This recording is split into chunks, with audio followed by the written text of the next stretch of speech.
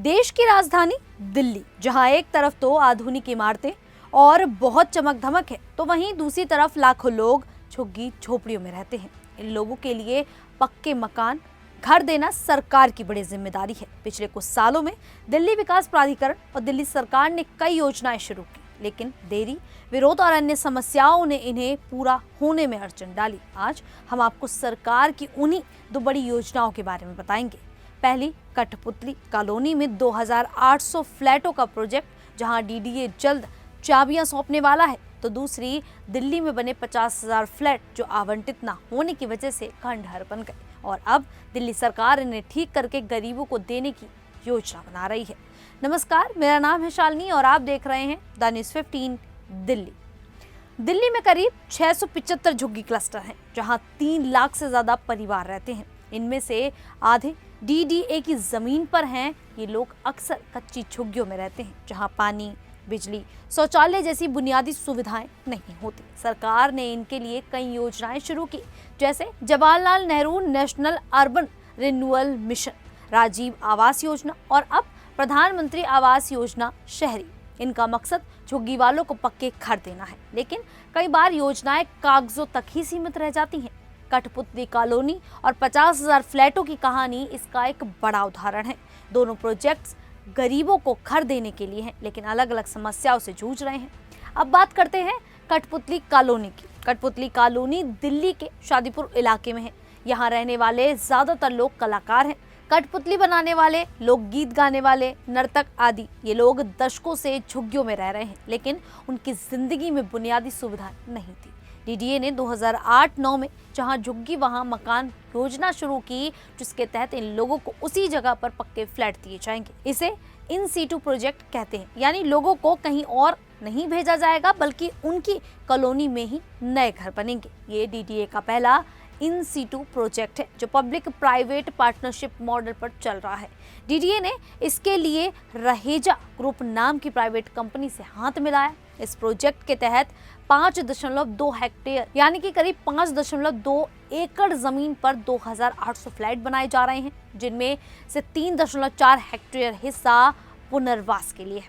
हर flat 37 square metre करीब 400 square feet का होगा, जिसमें एक bedroom, hall, kitchen, toilet, bathroom और बालकनी होगी। कॉलोनी में 2 ओपन एयर थिएटर और एक स्कूल भी बनेगा, ताकि इन कलाकारों की कला को बढ़ावा मिले। एक फ्लैट बनाने की लागत करीब 15 लाख रुपए है, लेकिन प्रत्येक परिवार से सिर्फ 1.42 लाख रुपए लिए जाएंगे। इसमें 30,000 रुपए मरम्मत के लिए हैं। ये बहुत किफायती है, क्योंकि गरीब परिवारों को कम कीमत पर पक्का घर मिलेगा। इस प्रोजेक्ट की शुरुआत 2008-9 में हुई, लेकिन कॉलोनी वालों के विरोध के कारण यह रुक गया। लोगों को डर था कि उन्हें दूर भेज दिया जाएगा। फिर 2014, 15, 16 और 2017 में डीडीए ने इन परिवारों को अस्थायी रूप से आनंद पर्वत ट्रांजिट कैंप और नरेला के फ्लैटों में शिफ्ट किया। निर्माण कार्य अप्रैल 2018 में शुरू हुआ, जब तत्कालीन केंद्रीय आवास मंत्री हरदीप सिंह पुरी ने शिलान्यास किया। पहली डेडलाइन मार्च 2019 थी, लेकिन कोविड-19 की वजह से काम रुक गया। इसके बाद डेडलाइन कई बार बढ़ी और डीडीए ने साफ जवाब नहीं दिया। अब 2025 में अच्छी खबर है, क्योंकि डीडीए ने कहा है कि अगले 6-7 महीनों में चरणबद्ध तरीके से फ्लैट देने शुरू होंगे। पहले चरण में 900 फ्लैटों की चाबियां सौंपी जाएंगी, जिनमें पार्किंग और पानी की सुविधा होगी। हाल ही में केंद्रीय आवास मंत्री मनोहर लाल खट्टर ने फ्लैटों का दौरा किया और डेवलपर को जल्द काम पूरा करने को कहा। उनके साथ डीडीए उपाध्यक्ष एन श्रवण कुमार और सदस्य राजीव बाबर भी थे। पुरानी रिपोर्ट्स बताती हैं कि 2019 में दिसंबर तक 2,800 परिवारों को फ्लैट देने का वादा था, लेकिन देरी हुई। 2024 में डीडीए ने जुलाई से फ्लैट सौंपने की बात कही थी, लेकिन अब 2025 में ये प्रक्रिया शुरू हो चुकी है। अब बात करते हैं दिल्ली के उन 50,000 फ्लैटों की, जो JNNURM और RAY के तहत बने थे। ये फ्लैट सुल्तानपुरी, नरेला जैसे बाहरी इलाकों में है। JNNURM 2025 में शुरू हुआ, जिसका मकसद शहरों में गरीबों के लिए घर, पानी, सीवर जैसी सुविधाएं देना था। RAY 2011 में आई, जो झुग्गियों को खत्म करने और पक्के घर देने पर केंद्रित थी, लेकिन इन फ्लैटों को आवंटित नहीं किया गया। कारण, कई फ्लैट शहर से दूर थे, जहां रोजगार नहीं, सुविधाएं अधूरी थी और राजनीतिक इच्छा शक्ति की कमी थी। नतीजा, ये फ्लैट खंडहर बन गए। टूटी दीवारें, खराब बिजली पानी की व्यवस्था। 2025 में दिल्ली सरकार मुख्यमंत्री रेखा गुप्ता के नेतृत्व में इन्हें ठीक करने की योजना बन रही है। केंद्र सरकार ने 700 करोड़ रुपए अप्रयुक्त राशि इस्तेमाल करने की इजाजत दी, जो Delhi urban shelter improvement board के पास थी। ये राशि JNNURM से मिली थी। योजना 2 चरण में होगी। पहला चरण 15-20 हजार फ्लैट ठीक किए जाएंगे, जिनमें कम लागत आएगी। DUSIB के 10-12 हजार और DSIDC के 5 से 8 हजार फ्लैट पहले आवंटित होंगे। दूसरा चरण बाकी फ्लैटों की मरम्मत या पुनर्निर्माण होगा। इसके साथ सेफ आवास योजना लागू होगी, जो JNNURM और RAY के खाली फ्लैटों को किफायती किराए के घरों जैसे अफोर्डेबल रेंटल हाउसिंग में बदलेगी। यह प्रधानमंत्री आवास योजना के तहत होगा। केंद्र ने दिल्ली के मुख्य सचिव धर्मेंद्र को फंड इस्तेमाल करने की इजाजत दी, लेकिन उपयोग प्रमाण पत्र यानी कि यूटिलाइजेशन सर्टिफिकेट जमा करना होगा। दिल्ली सरकार को अपने फंड से बाकी काम पूरा करने को कहा गया है। कठपुतली कॉलोनी और 50,000 फ्लैटों की योजनाएं एक ही मकसद से जुड़ी हैं, दिल्ली को झुग्गी मुक्त करना।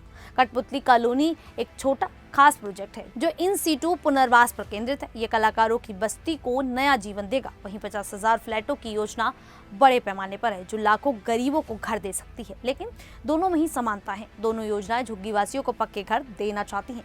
DDA और दिल्ली सरकार दोनों में केंद्र का साथ है। कठपुतली में DDA और रहेजा ग्रुप काम कर रहे हैं, जबकि 50,000 फ्लैटों में DUSIB और DSIDC, लेकिन दोनों में देरी हुई। कठपुतली में विरोध और कोविड ने रुकावट डाली, जबकि 50,000 फ्लैट आवंटन की कमी और रखरखाव की समस्या से खंडहर बने। दोनों में केंद्र की योजनाएं और PPP मॉडल शामिल है, लेकिन अंतर भी है। कठपुतली कॉलोनी एक खास समुदाय यानी कि कलाकारों के लिए है और इन सीटू है, जबकि 50,000 फ्लैट बाहरी इलाकों में है और बड़े पैमाने पर है। कठपुतली में फ्लैट नए बने हैं, जबकि 50,000 फ्लैट पुराने हैं और मरम्मत की जरूरत है। दोनों योजनाओं में कई बड़ी चुनौतियां हैं।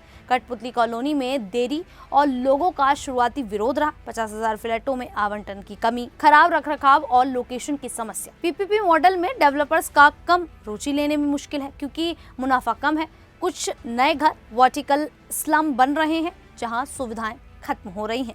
फिर भी 2025 में प्रगति दिख रही है। कठपुतली में फ्लैट सौंपने की प्रक्रिया शुरू होने वाली है और 50,000 फ्लैटों के लिए मरम्मत की योजना बन रही है। दिल्ली सरकार मुंबई के धारावी मॉडल से प्रेरणा ले रही है, जहां बड़े पैमाने पर पुनर्वास हुआ। मुख्यमंत्री रेखा गुप्ता ने वादा किया कि कोई झुग्गी नहीं तोड़ी जाएगी बिना पुनर्वास के और 2 किलोमीटर के दायरे में घर दिया जाएगा। कुल मिलाकर कठपुतली कॉलोनी और 50,000 फ्लैटों की योजनाएं दिल्ली के गरीबों को सम्मानजनक जीवन देने की कोशिशें हैं। कठपुतली कॉलोनी कलाकारों को उनकी जगह पर घर देगी, उनकी कला को सहेजेगी। 50,000 फ्लैट लाखों लोगों को आश्रय दे सकते हैं, लेकिन इनके लिए समयबद्ध कार्य योजना, केंद्र राज्य सहयोग और रखरखाव जरूरी है। प्रधानमंत्री आवास योजना और अन्य योजनाएं इसे मुमकिन बना सकती हैं। अगर ये योजनाएं पूरी हुई तो दिल्ली सचमुच स्लम फ्री बन सकती है। खैर, अब इस पूरे मुद्दे को लेकर आप लोगों की क्या राय है, अब हमें कमेंट करके जरूर बताइएगा। अभी के लिए इतना ही, फिर हाजिर होंगे ऐसे ही देश और दुनिया से जुड़ी बड़ी खबरों के साथ। तब तक के लिए देखते रहिए द न्यूज़ 15 दिल्ली।